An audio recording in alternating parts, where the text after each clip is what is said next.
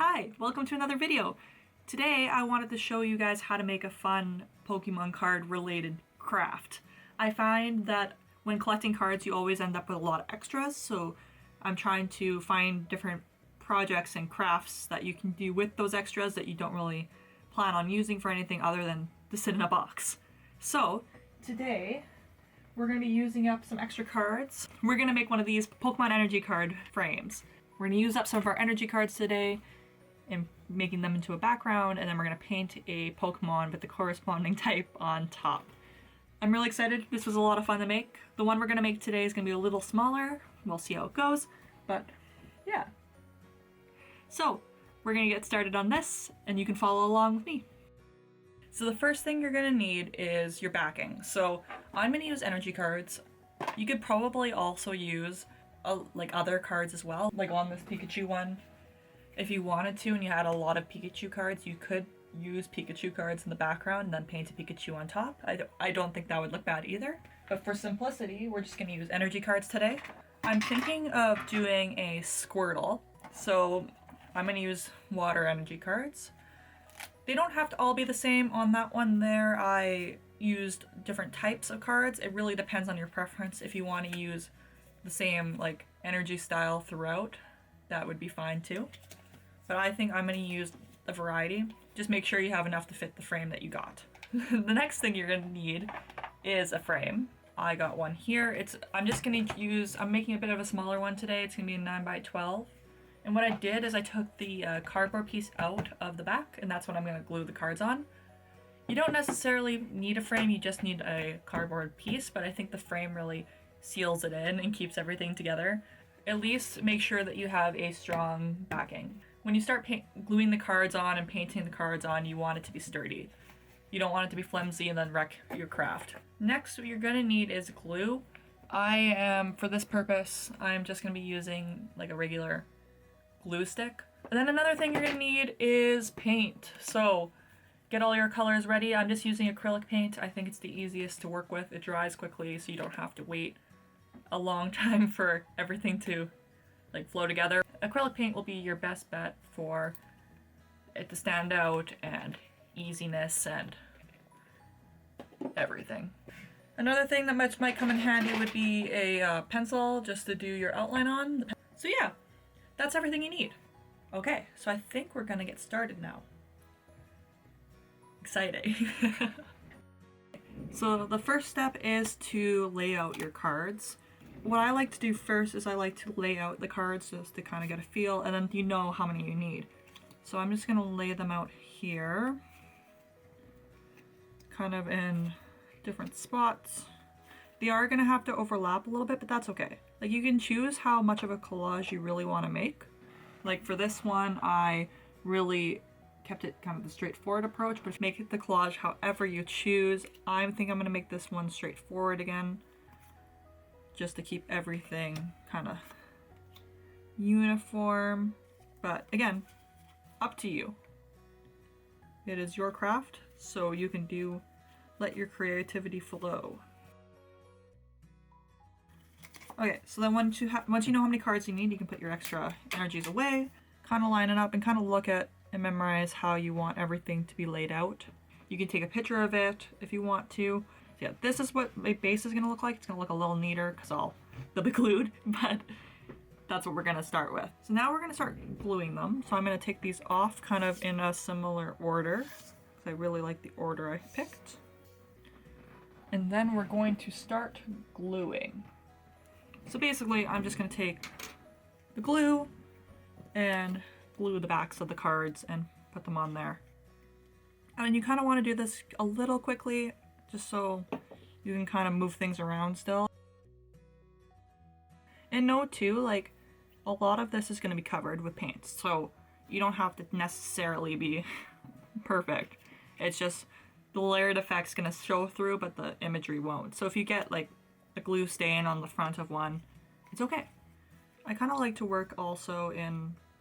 Oh, I just glued one to my desk. That's good. I kind of like to glue them in not like lines so that there's different ones in front of different areas. If you go from top to bottom, you're going to have like a stacking effect, which is kind of not really what I want to get out of this.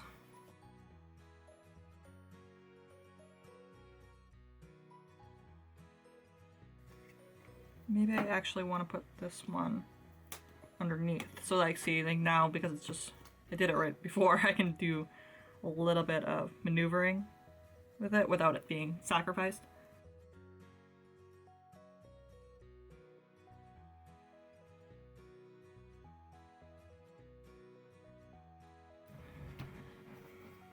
So yeah, now we have them all kind of glued down like so. And that's kind of the finished project. Just make sure everything's kind of flat and sealed how you like it.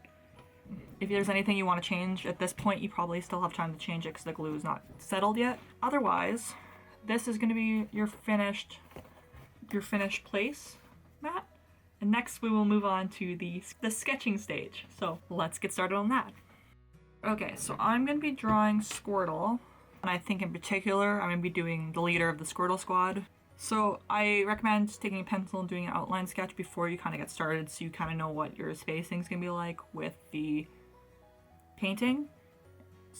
And that way, if you like look at it afterwards, you can kind of see if you're going to like it or not.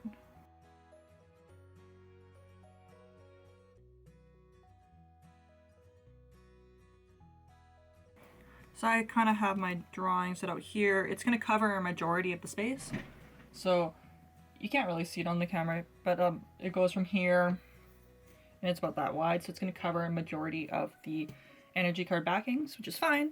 If you want to make your drawing smaller to show more energy, that's always an option. You can also draw more Pokemon on here instead of just one.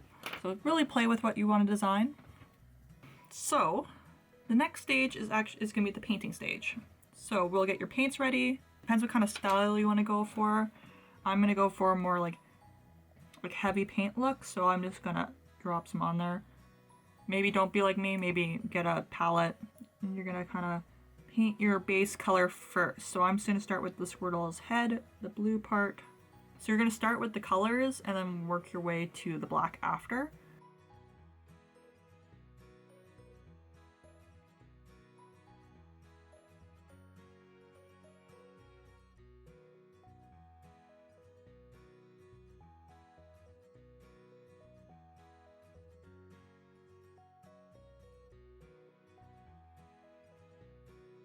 So I think that's good for the first color. We'll do the yellow next, and then when we're done the yellow, we will move on to the black coat. So next we're gonna do the yellow.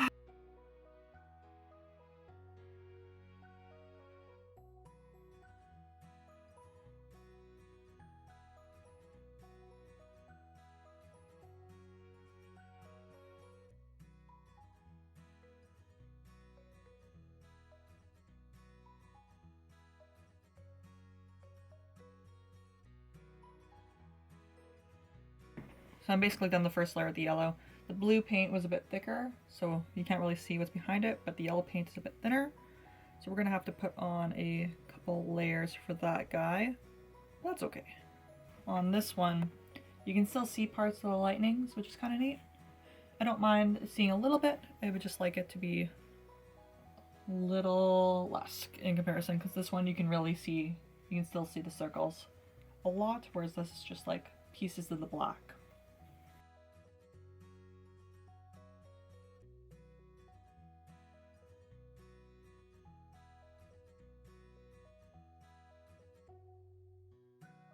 So that's gonna be our yellow layer there. And then we're gonna let it dry and we're gonna go in with the black, and that'll be our final step. So finally we're gonna do the outline stage, which I'm excited about. And if you have a lot of other colors, just keep following through. You wanna just do the outline and black details last, because it's harder to cover up black than it is the other colors, so just makes it a little easier on yourself.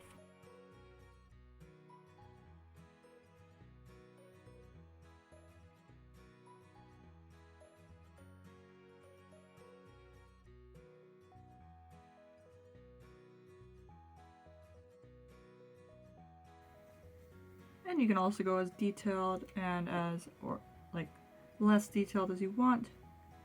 If you want to even just do a colored outline, like a silhouette, you can do that as well. You don't even have to go into the full details like or the half details like I'm doing here. I wouldn't say these are really full details.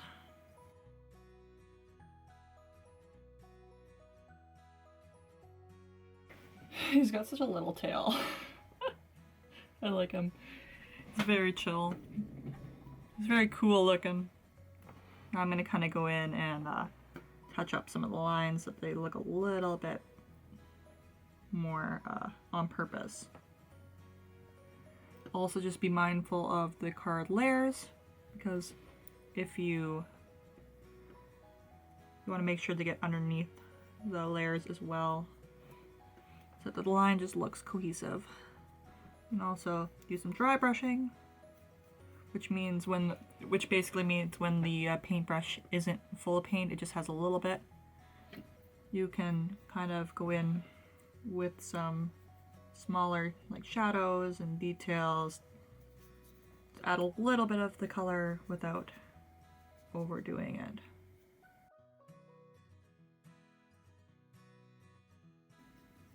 And we'll just like hold it up, look at it from a couple different angles, from far away, move it around, and like move it around so that you can kind of see the side, so that if you're like, we're looking at it from the side, would it look as like, would the pictures line up with the cards kind of sticking up in some spots? And just basically your last kind of iterations and steps are making sure that it's all filled in. So if you left out some paint, if you missed a spot, make sure just to keep that in mind. Maybe go back in with some other colors if you feel like you need to. Kind of play with it a bit until you feel like it is exactly what you want.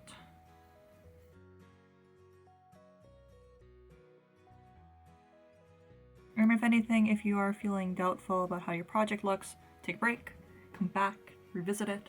You don't have to do this necessarily in one sitting. So basically now what we gotta do is just wait for it to dry.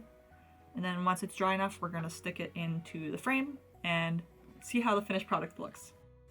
Alright, so now it is all dry. So we have this finished product here with the different cards and the painted Squirtle Squad leader on the top. So now we're gonna stick it into the frame. We're gonna stick that guy in there, and there we have it. We have our finished little piece there. It looks pretty good. The frame kind of just ties it all together, which is kind of nice. So there is my two versions of this work. That's how you make these Pokemon energy card paintings. If you have any questions, also leave them in the comments below. I will try my best to answer them. If you like this video, make sure to give it a like and also to subscribe to see more content in the future. Hope you guys have a great week, and we will see you next time. Bye.